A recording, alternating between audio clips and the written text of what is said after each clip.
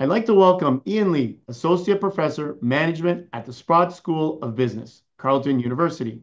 Ian has had multiple appearances before the House of Commons and Senate committees and is regularly interviewed by key media across the country on economic and business matters. Ian has taught strategic management at Carleton since 1988 and taught it in EMBA programs at universities around the world, including in the United States, China, Poland, Romania, Iran, Cuba, Ukraine. Wow, a whole bunch of places, among others. Previously, he worked in the financial services sector, my sector. And right now, I'd like to welcome to our show Ian Lee. Thanks for being here, Ian. Thanks for inviting me, Alan. It's my pleasure. And as we were saying before we came on air, I saw a number of your interviews recently, one in particular on CP24, which I'm on quite a bit. And I thought this guy is as passionate as I am about economics and what's going on in our country and the world today. So we have to have him on our show. So thank you for being here. Thank you. I thought we'd start off with a general question. And obviously, keeping in mind the recent economic data we just received out of Canada, out of StatsCan, talking about how our economy shrank in the second quarter, business activity down 10%, exports down almost 27%. Yes. With all of that in mind, what would your comments be with respect to the Canadian economy? It's a question I get often. How do you feel the Canadian economy is performing today? Um, I'm going to answer it by stepping back for a moment. It's not doing well. I mean, that's obvious. I mean, GDP is going down and capital's leaving the country. And you look at the critical metrics that have been analyzed by C.D. Howe, that have been analyzed by David Dodge. These are nonpartisan people.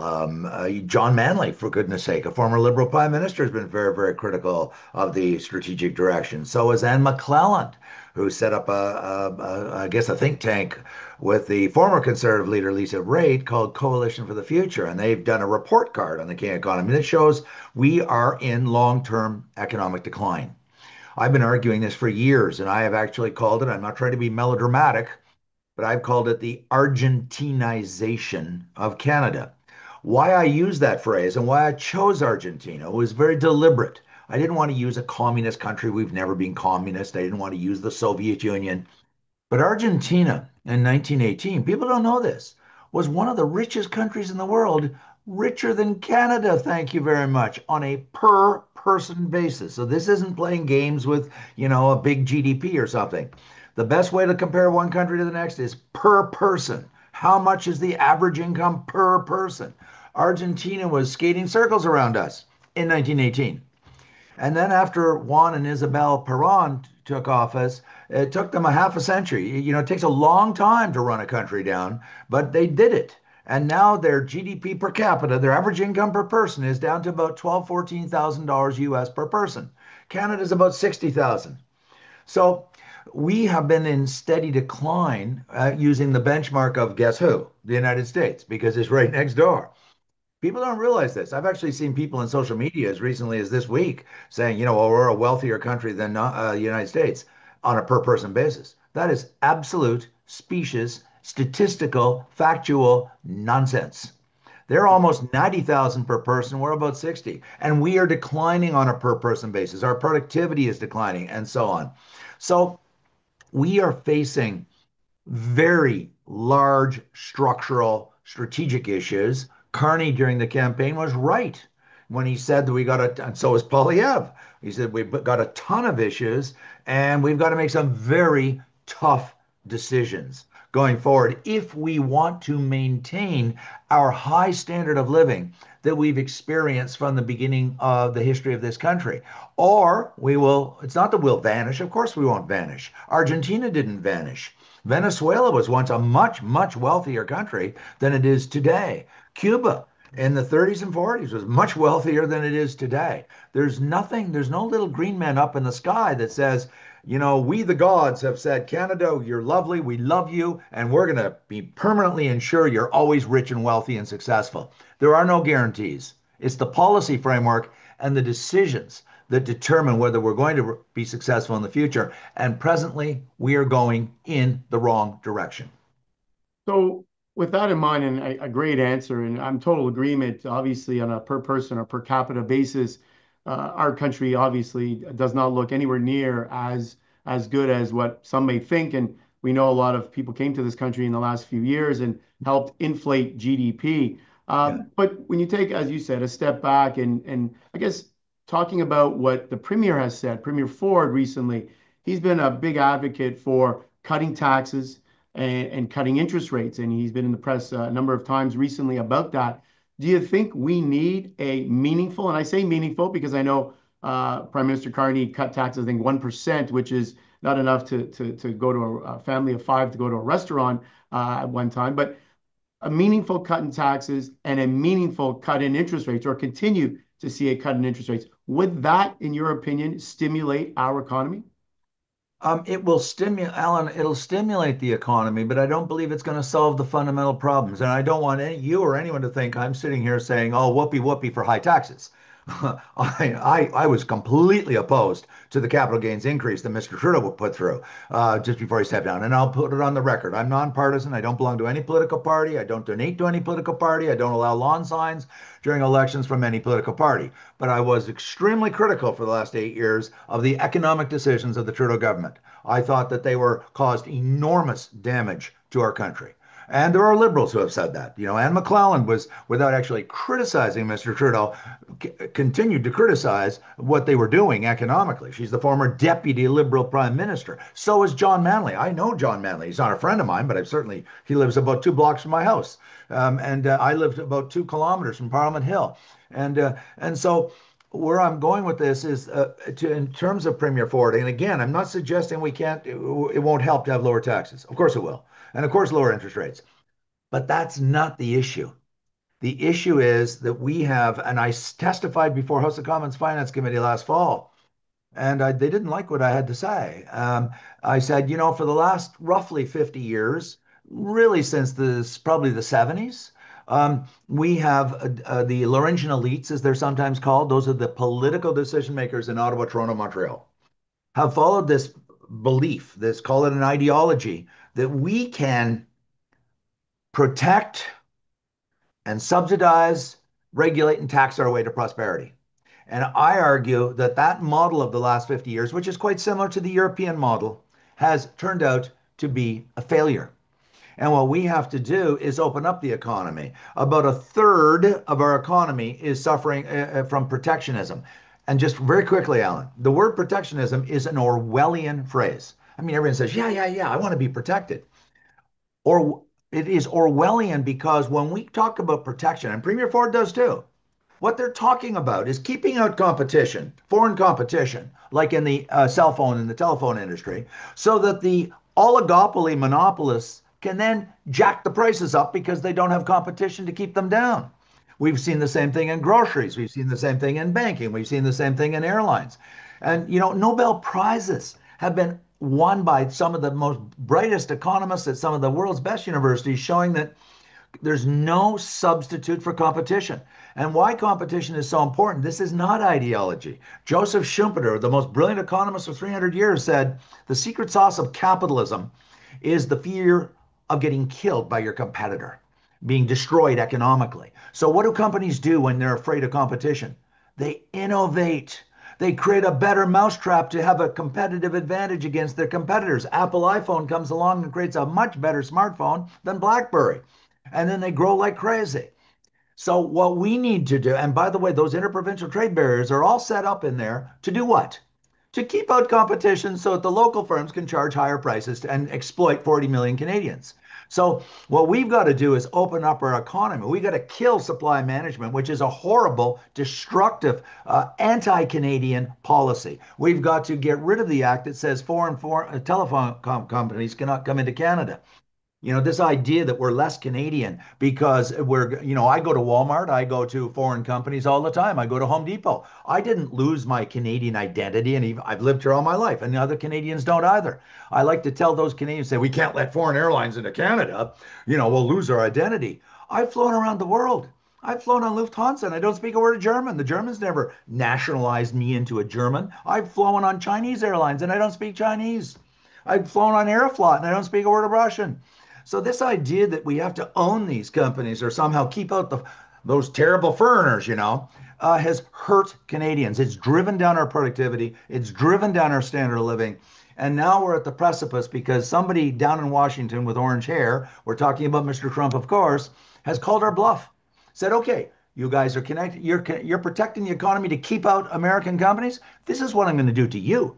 And he's done it. I do not support what he is doing. I do not agree with Mr. Trump, but he has provided the wake up call that we needed to wake up, smell the coffee, and realize we do not have a divine blessing from the gods, wherever they are, to be wealthy into the future. We've got to take our destiny, and I do applaud what Carney's done so far. What he's done, opening up and reversing those pernicious, destructive policies of Mr. Trudeau and Mr. Guilbeault. We are opening up our resource sector. Good. But now what Mr. Carney has to do, from that great line from Jerry Maguire, I love you, Mr. Carney, but show me the money. Go execute. Go execute. Don't just announce, but execute and make it happen.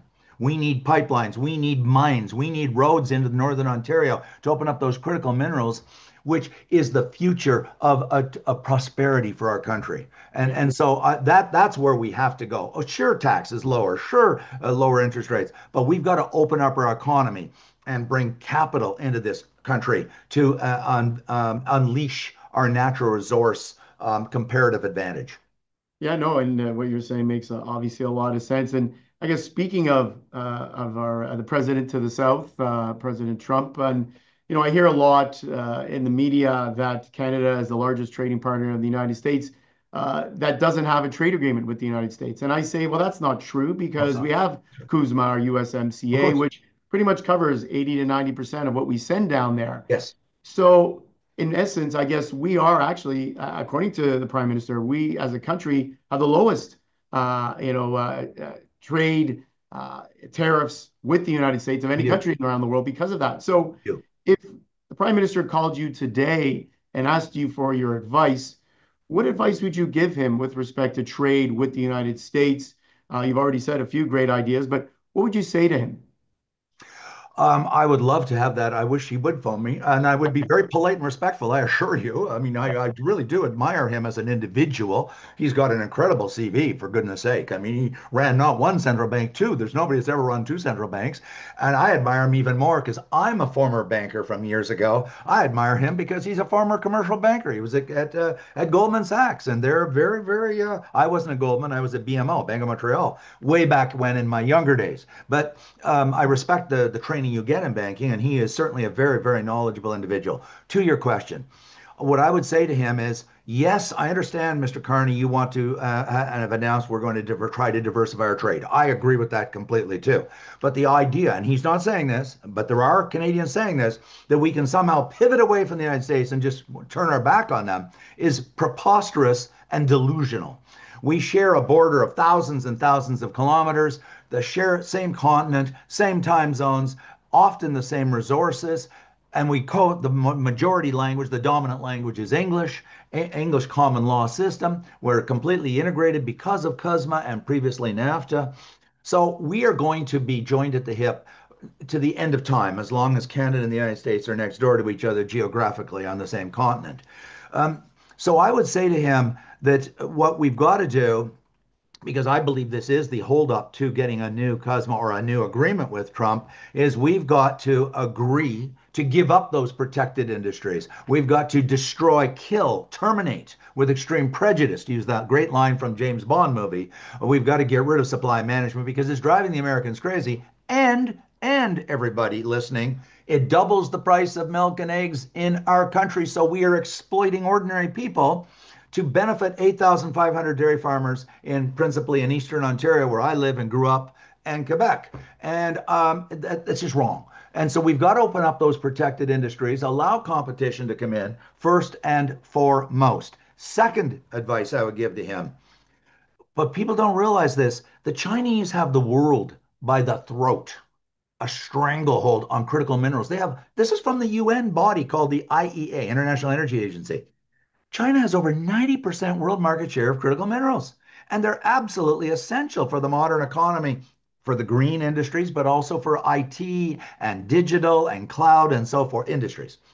So we are sitting on, I believe it's the fourth largest amount of reserves of critical minerals in the world, but we're not developing them. I didn't say we're the fourth largest producer.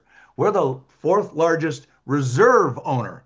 We have been, because of the pernicious and harmful and destructive policies of the former Trudeau government and the anti, development, the Bill 69, the no pipeline bill, etc. And you can see I'm very critical of those policies, not because he was a liberal. He was critical. I'm critical of those policies of the former Trudeau government because they were very bad for Canada. They suppressed our economic growth, and that is our natural comparative advantage. There are, without exaggeration, Alan, trillions, trillions of dollars in the ground. Premier Smith said oil alone, all by itself, and there's way more resources in this country than oil. We've got potash, we've got nuclear, we've got trees, we've got agriculture, we've got critical minerals. She said there's well over $1 trillion at the suppressed price of oil today that is recoverable in the oil sands. So the idea that we're going to become a manufacturing superpower, which we've been told for 50 years in my life, is nonsense. Our manufacturing was 35% of GDP in 1970. Today it's 10%. I know people in Southern Ontario won't like to hear this, but we've got to face facts. We are not China. We are not Europe. We're not America. They are the world manufacturing superpower. We should become the natural resource superpower in the world. We've got the resources, and the whole world wants those resources. Chancellor of Germany came over and said, we don't want your manufactured goods and those great big huge cars you make and trucks. We want your LNG. Fortunately, Carney is going down that road already, but we got to go much further.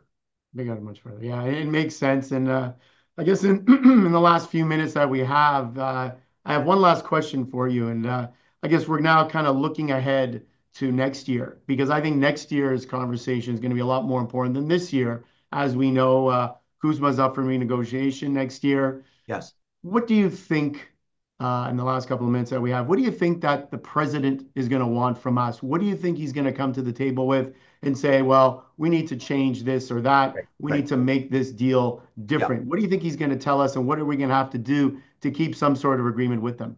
Because I don't consult and I'm independent and I'm tenured, I can speak truth to power and tell you exactly what I believe we have to do.